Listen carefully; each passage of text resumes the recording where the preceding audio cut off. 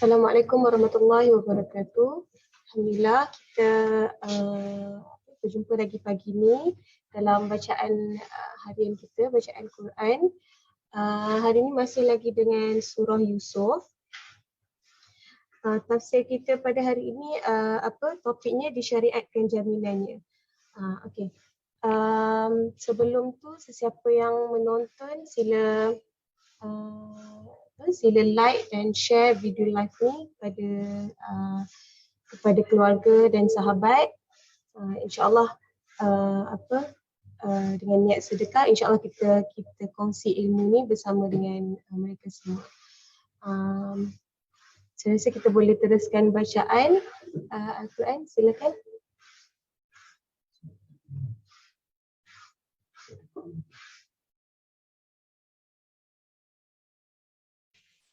أعوذ بالله من الشيطان الرجيم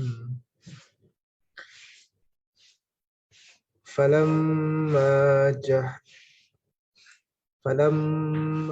جهزهم بجهازهم جعل السقاية في رحل أخيه ثم أذن مؤذن أيتها العير إنكم لسارقون قالوا وأقبلوا عليهم ماذا تفقدون قالوا نفقد صواع الملك ولمن جاء به حمل بعير وأنا به زعيم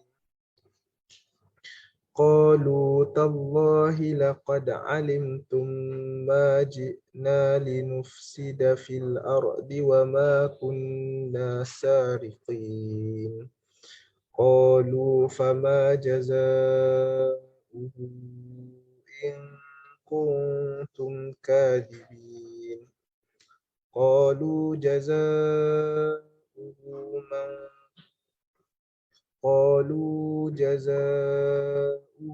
من وجد في رحله فهو جزاؤه كذلك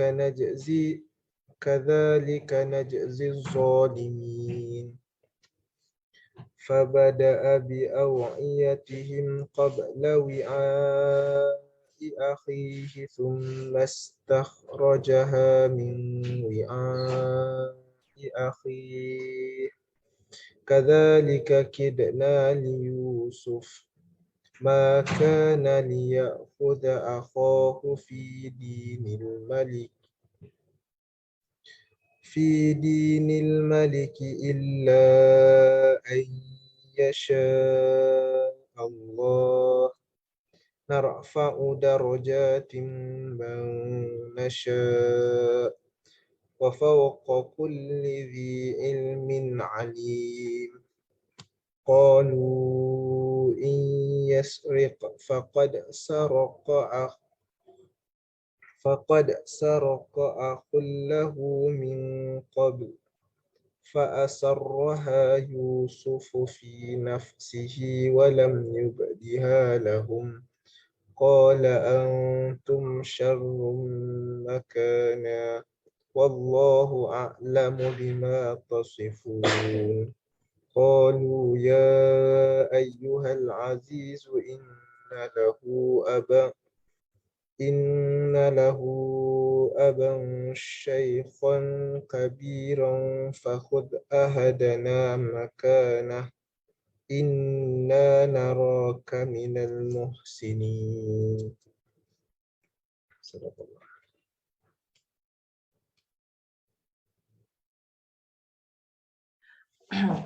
Maka ketika setelah disiapkan bahan makanan untuk mereka, dia yakni Yusuf memasukkan piala raja, iaitu suatu perkara yang dibuat daripada emas yang digunakan untuk minum dan boleh juga digunakan sebagai alat tukaran, ke dalam karung saudara. Kemudian berteriaklah seorang penyeru, "Wahai kafilah, sesungguhnya kamu adalah pencuri.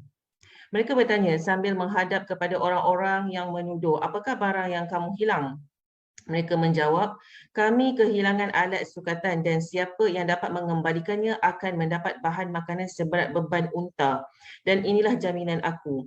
Mereka, yakni saudara-saudara Yusuf, menjawab, demi Allah, sesungguhnya kamu mengetahui bahawa kami datang bukan untuk membuat kerosakan di negeri ini dan kami bukanlah pencuri.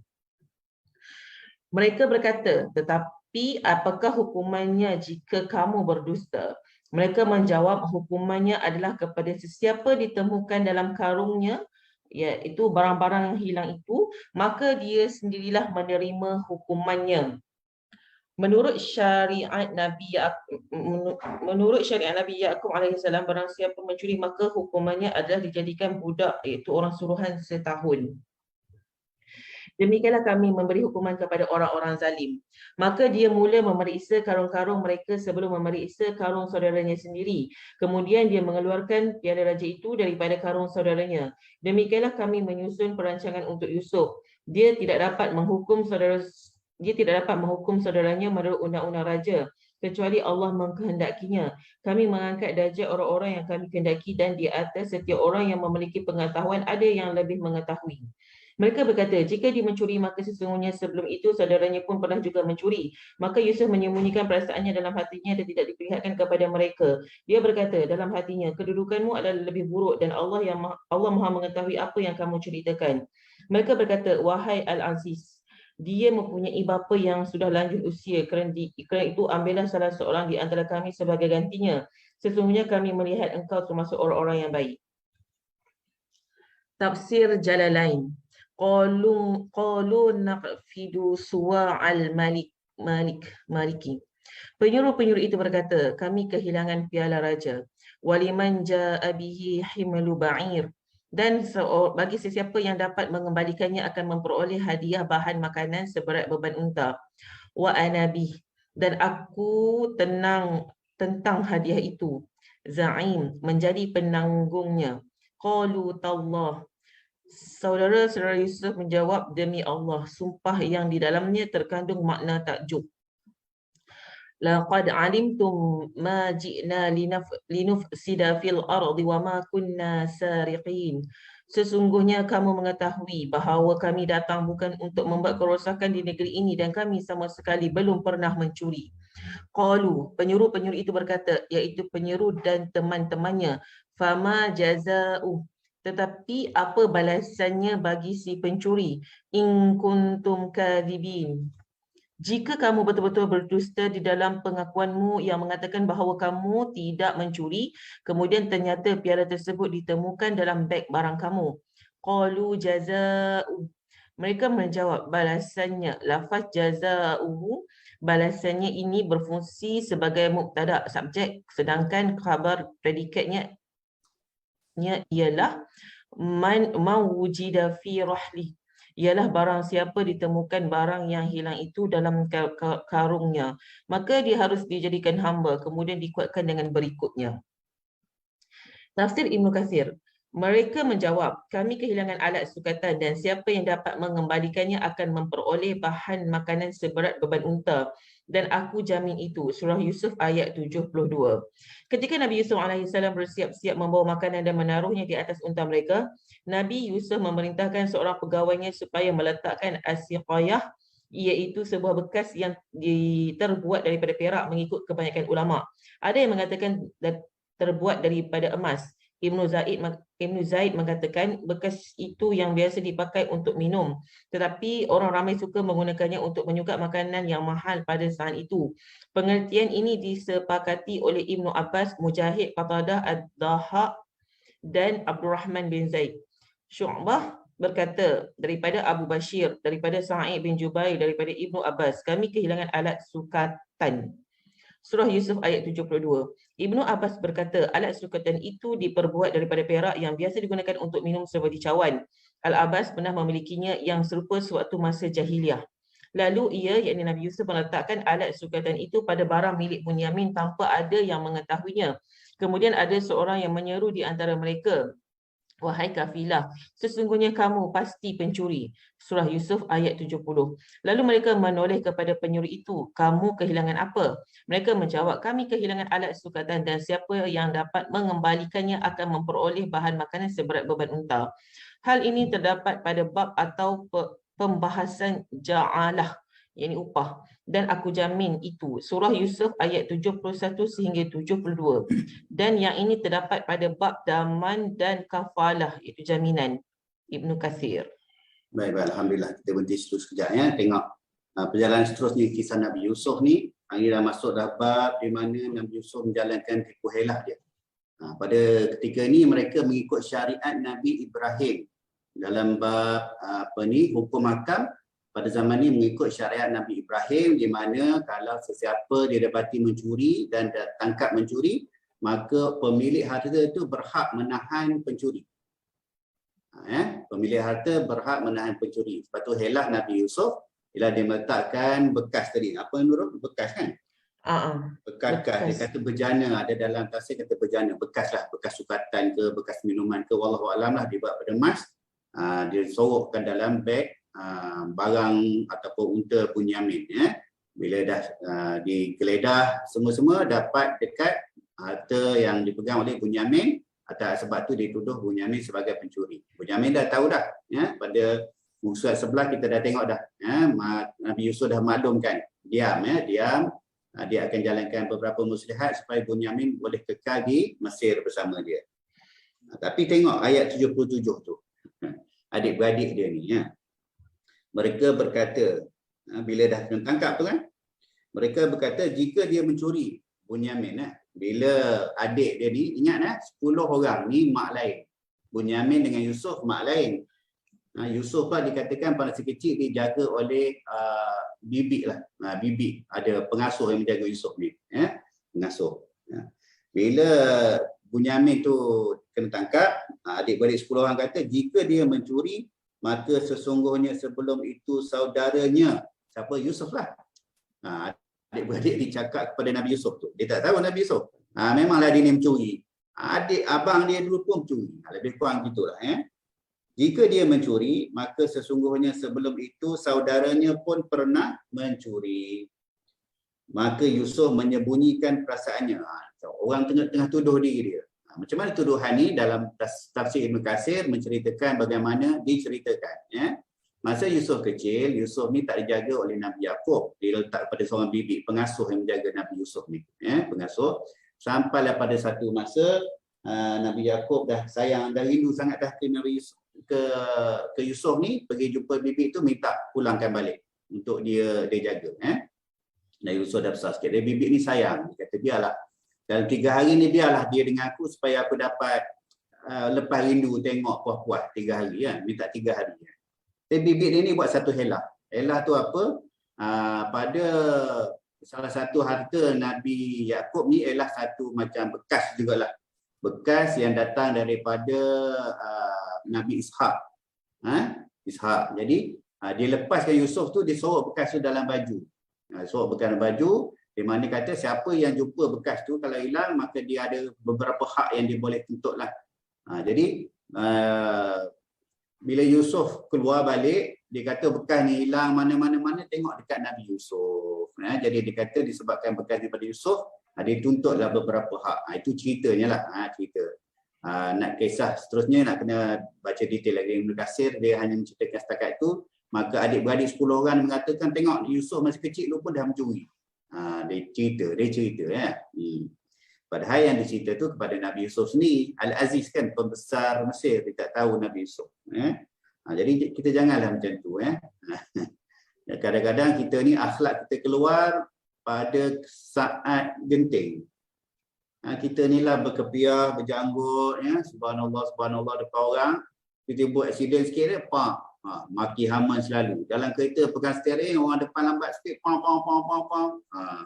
kepiah atas kepala, janggut panjang dah putih kan. Mana akhlak sebenarnya? Akhlak sebenarnya kita ni, ketika kita bersendirian, kita masih takut akan Allah. Itu dia. Ketika kita orang tak kenal kita, akhlak kita sama je. Kita taklah berlakon. Aksiden ke apa, kita syukur dulu. Syukur, alhamdulillah. Alhamdulillah dulu. Tak tu maki hamun ya. Dan keadaan ni bila terdesak apa adik-adik dia buat? Tuduh.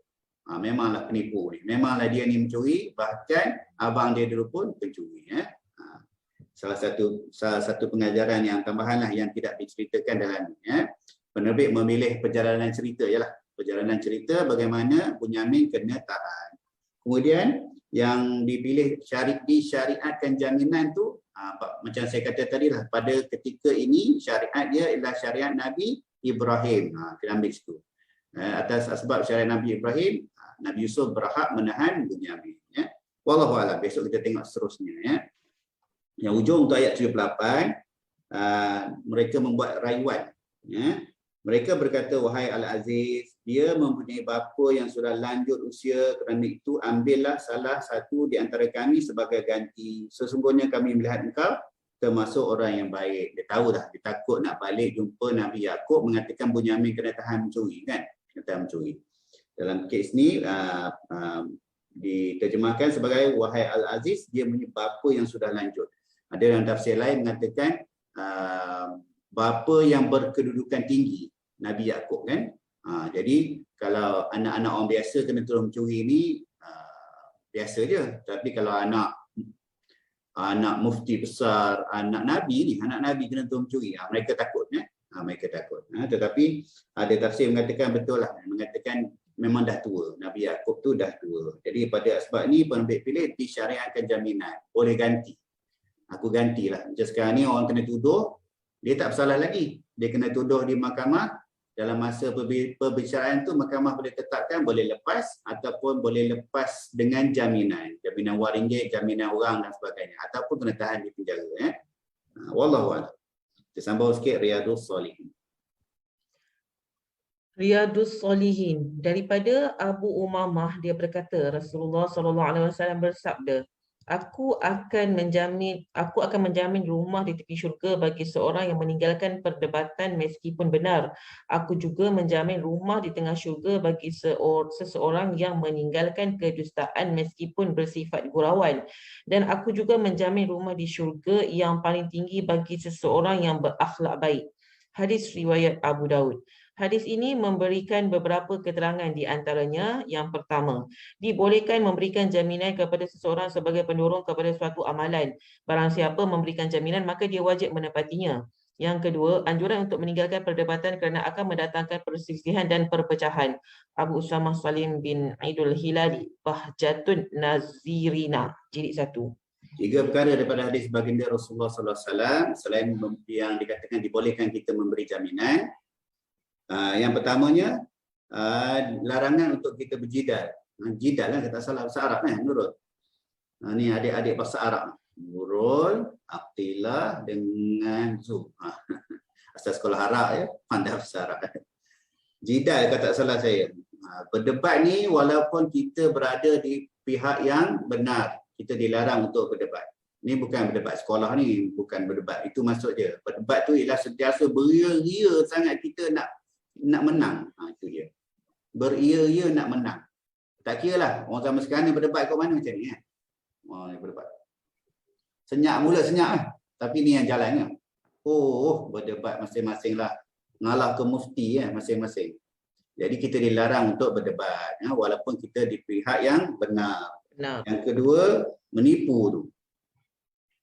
Walaupun bersifat gurauan. Ini daripada hadis lain, daripada perbincangan ulama pun jelas. Kita tak boleh menipu walaupun untuk berlawak.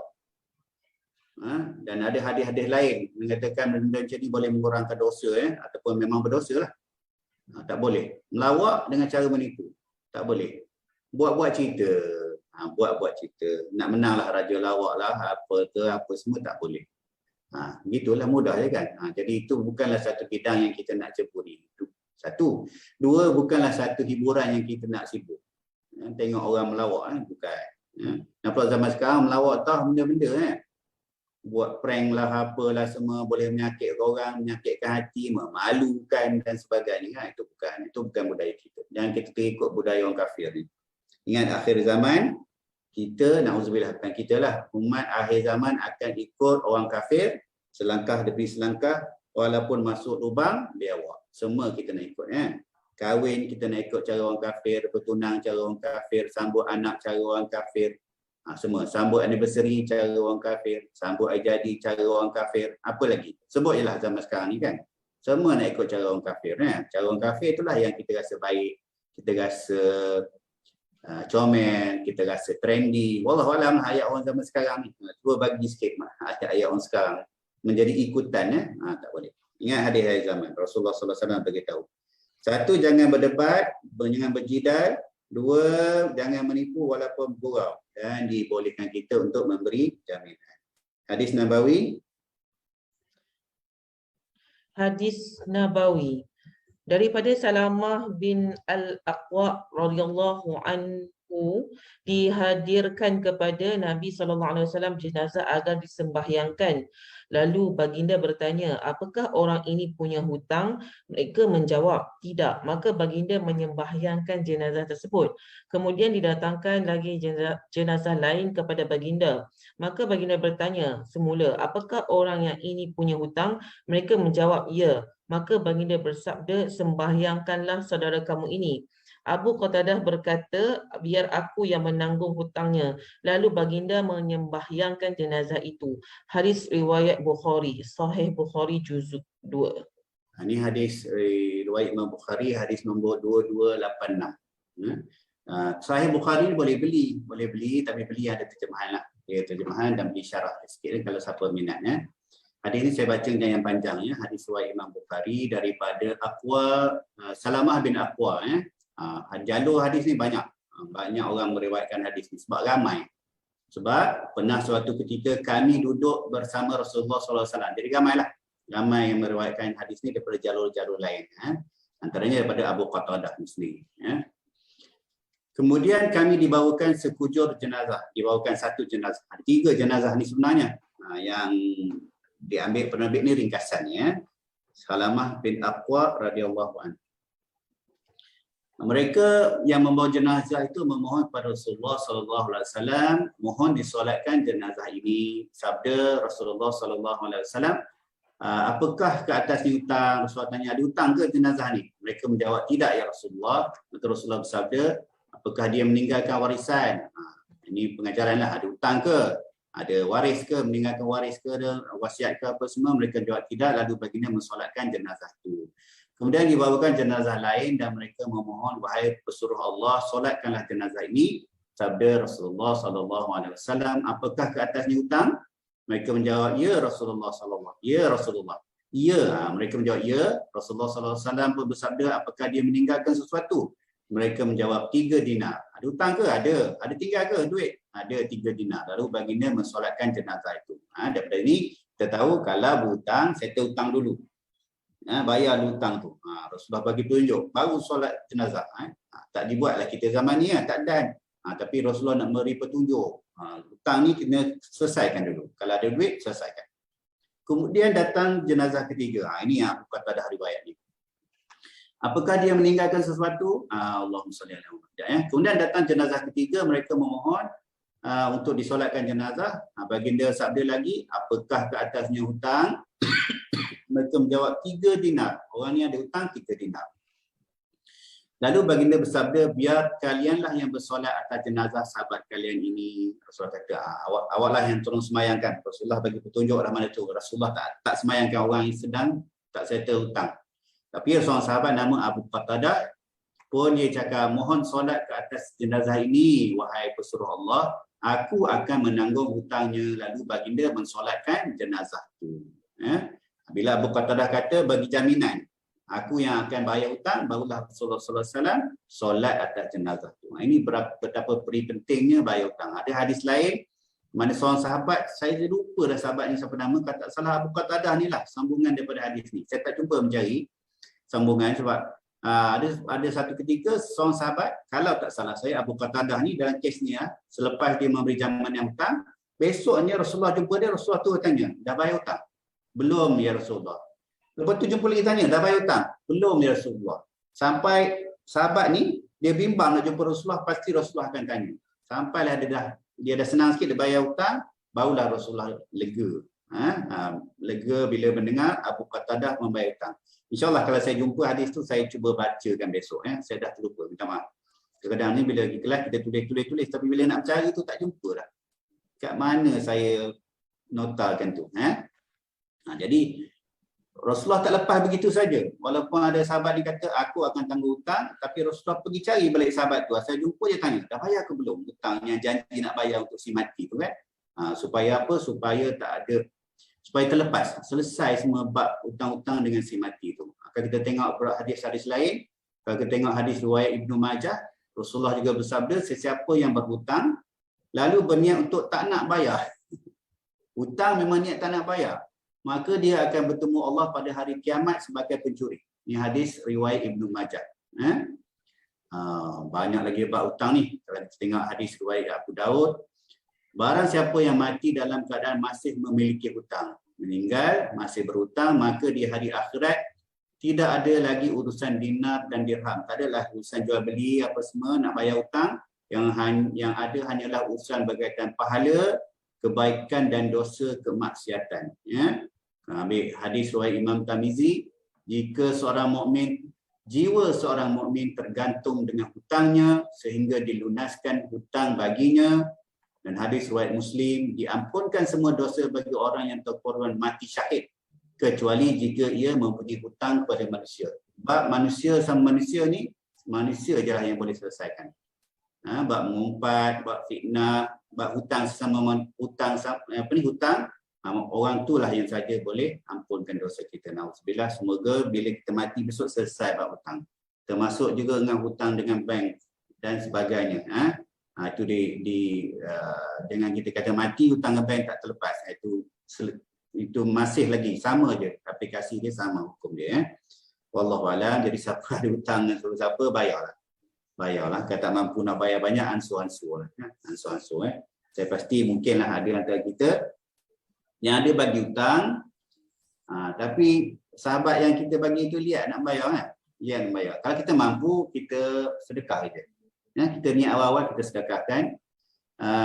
Kalau kita tengok satu hadis riwayat Imam Ahmad, riwayat Ibnu Abu Qatadah, dia kata aku mendengar Rasulullah SAW bersabda, siapa yang memberi tangguh kepada penghutangnya atau melupuskannya pasti ditempatkan di bawah naungan Arash pada hari kiamat. Ini hadis riwayat Imam Ahmad. Susah tu nak duduk bawah naungan Arash. Jadi sedekahkan dulu hutang tu. Maksud dia kita sekarang kita niat, kalau kawan aku ni tak bayar, kalau aku mati halal. Kalau kawan aku nak bayar masa aku hidup ni, alhamdulillah lah. Kadang ada hutang kecil-kecil kita boleh lupa-lupa kan. Ada hutang ni besar. Saya pun begitulah.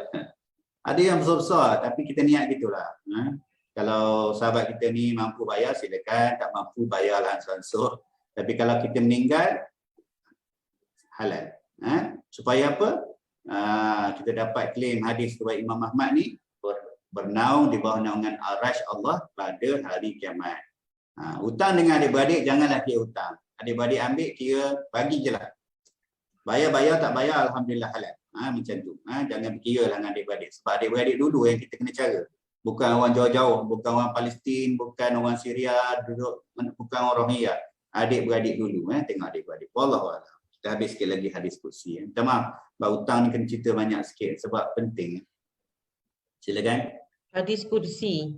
Ibnu Mas'ud radhiyallahu anhu dia berkata, Nabi SAW pada satu hari pernah melalui di depan para sahabat. Lalu baginda bersabda pada mereka, apakah kamu tahu tentang apa yang difirmankan Allah Subhanahu Wa Taala? Mereka menjawab, Allah dan Rasulnya lebih mengetahui. Pertanyaan Nabi itu sampai 3 kali. Allah berfirman, demi kegagahanku dan keagunganku, tidaklah seorang melaksanakan solat tepat pada waktunya kecuali aku memasukkannya ke syurga, dan siapa yang mendirikan solat di luar waktunya, jika aku mahu aku merahmatinya atau aku menyiksanya. Hadis riwayat At-Tabrani. Baik, alhamdulillah. Saranan untuk kita solat awal waktu, dijanjikan tempat di syurga dan juga diberi ancaman atas Allah lah dia nak memberikan rahmat ataupun nak menyiksa. Ingat kalau kita nak semayang lewat sikit, kita kena ada niat. Tuan Guru Fadil Ustaz US Al-Qarni dah ajar kita. Kalau kita nak lewat sikit solat atas tugasan dan sebagainya, kita kena ada niat bila nak semayang. kita dah musafir, kita kena memang kena pasang niat lah nak jamak awal, jamak akhir kan. Tapi kalau kita tak jamak sekalipun, kita kena niat dah. Dah masuk waktu dia ni. Kejap lagi berhenti RNR pukul 2.30. InsyaAllah kita semain ke RNR. Sekian-sekian kita dah plan dah. Kita kena ada niat tu.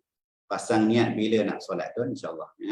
Wallahualam, besok kita tengok perjalanan seterusnya. Nabi Yusuf dan adik dia bagaimana.